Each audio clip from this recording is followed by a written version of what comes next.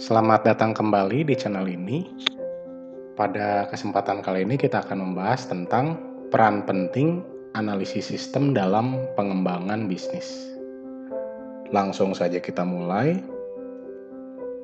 Pertama, pengertian analisis sistem adalah proses untuk mempelajari prosedur atau cara kerja atau model bisnis yang saat ini berjalan dengan tujuan untuk membuat sistem tersebut berfungsi dengan lebih baik dan efisien. Jadi itu adalah pengertian analisis sistem.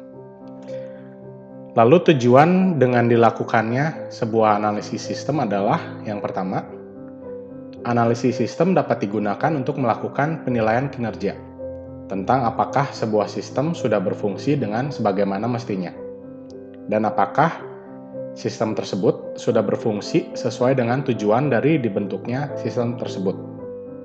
Misalnya pada suatu perusahaan punya sistem keuangan.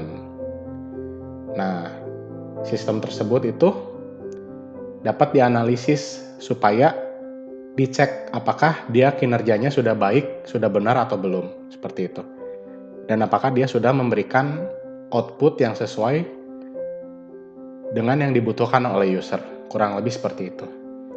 Lalu yang kedua, analisis sistem dapat digunakan untuk melakukan perbaikan apabila terhadap hal-hal yang tidak sesuai dengan tujuan awal dari dibentuknya sistem tersebut, atau untuk melakukan perbaikan dalam hal pengembangan sistem untuk menjawab kebutuhan dan tantangan bisnis yang semakin berkembang.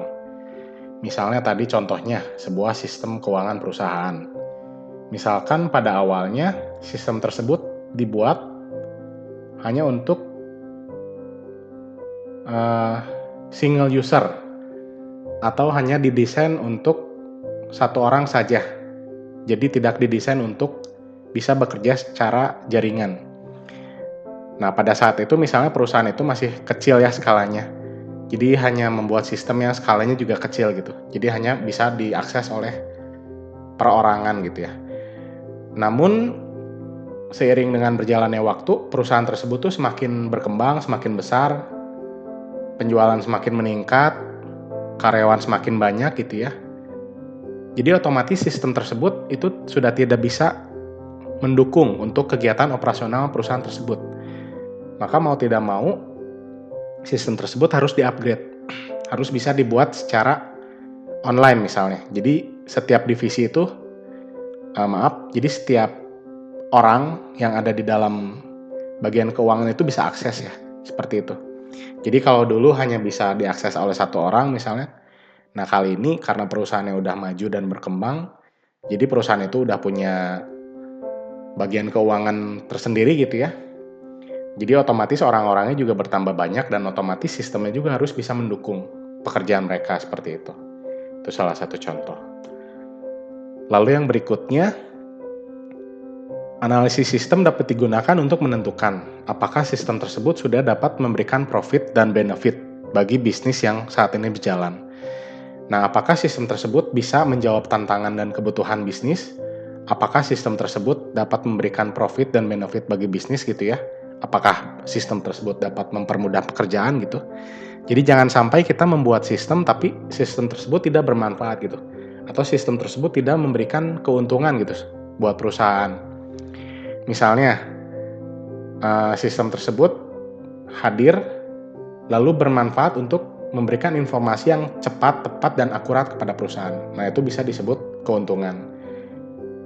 Lalu, untuk mempermudah kegiatan operasional perusahaan misalnya.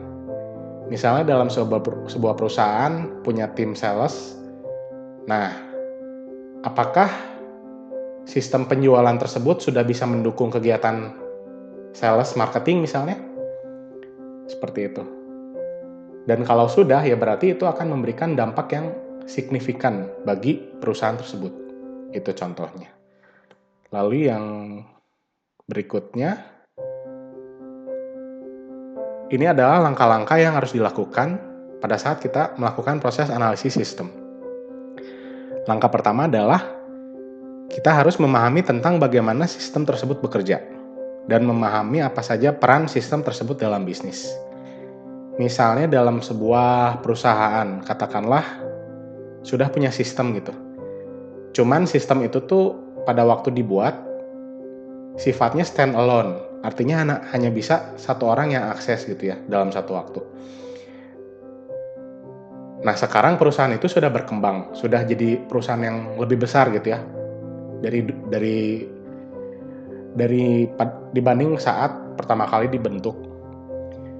Nah, apakah sistem yang sekarang berjalan sudah apa misalnya? Apakah masih bisa mengimbangi gitu ya tantangan dan kebutuhan bisnis yang ada? Nah, kita juga harus paham gitu ya tentang hal itu.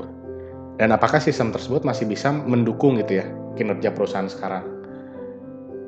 Dan apakah cara kerja sistem tersebut masih relevan gitu ya dengan kebutuhan bisnis yang sekarang? Nah, itu bisa kita analisis. Lalu yang kedua, masih berkaitan dengan tahapan yang pertama, nah kita bisa identifikasikan kira-kira masalah dan kelemahan apa saja sih gitu ya yang terdapat pada sistem yang sifatnya masih standalone. Nah, katakanlah kelemahannya tuh hanya bisa diakses satu orang, sedangkan pada saat yang sekarang berjalan gitu ya, kebutuhannya tuh hanya harus bisa diakses oleh banyak orang gitu ya, jadi nggak cuma satu orang.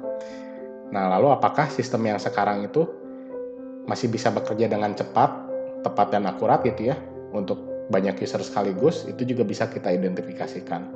Contohnya seperti itu. Lalu yang ketiga, pada saat kita sudah tahu cara kerja sistem lama, terus kita sudah tahu kelemahannya apa saja, bahkan kadang sistem lama juga punya kelebihan ya, jadi nggak selalu punya kelemahan. Mungkin saja sistem yang lama itu dia bisa kerja lebih cepat gitu ya, karena dia tidak terlalu banyak fitur. Karena dalam sebuah sistem yang standalone itu dia punya kelebihan, dia itu bisa cepat gitu ya kerjanya, karena tidak tergantung pada jaringan, tidak diakses banyak orang gitu ya, makanya dia bisa lebih cepat, seperti itu. Itu juga bisa kita sebut sebagai kelebihan. Nah, setelah kita tahu cara kerja, terus tahu kelemahan dan kekurangan, kita analisis dan kita buat perancangan supaya sistem tersebut bisa berfungsi dan bisa menjawab kebutuhan pelaku bisnis dan bisa memberikan profit dan benefit bagi bisnis yang sekarang semakin berkembang, seperti itu. Lalu yang keempat, sesudah sistem selesai dibuat, maka langkah selanjutnya adalah kita harus uji coba sistem tersebut. Kita harus tes langsung ke lapangan, kita harus sosialisasi ya, kita harus minta tolong bantuan user untuk pakai sistem itu gitu ya. Supaya kita tahu apakah sistem tersebut sudah menjawab kebutuhan atau belum, seperti itu. Lalu langkah yang terakhir, langkah kelima, pada saat uji coba sudah dilakukan, kita tuh harus evaluasi ya hasil percobaan tersebut. Apakah sudah sesuai kebutuhan atau belum? Apakah sudah bisa bermanfaat atau belum gitu ya? Atau jangan sampai sistem yang baru dibuat itu sama aja gitu dengan sistem lama, atau lebih buruk, jangan sampai seperti itu. Apabila belum sesuai, maka kita bisa melakukan proses analisis dan perancangan ulang sampai kita betul-betul menghasilkan sebuah sistem yang sesuai dengan kebutuhan bisnis itu sendiri. Dan kesimpulannya adalah analisis sistem itu dilakukan untuk mengevaluasi sistem lama, lalu memperbaharuinya sehingga bisa memberikan profit, benefit, serta memenuhi kebutuhan bisnis yang semakin berkembang. Karena dewasa ini kebutuhan akan sistem informasi itu ya semakin dibutuhkan ya. Karena kalau nggak gitu ya kita akan ketinggalan gitu untuk menghadapi persaingan yang semakin ketat di zaman ini, seperti itu. Terima kasih Anda sudah meluangkan waktu untuk menonton video ini. Apabila Anda menyukai video ini, silakan Anda like dan subscribe. Terima kasih.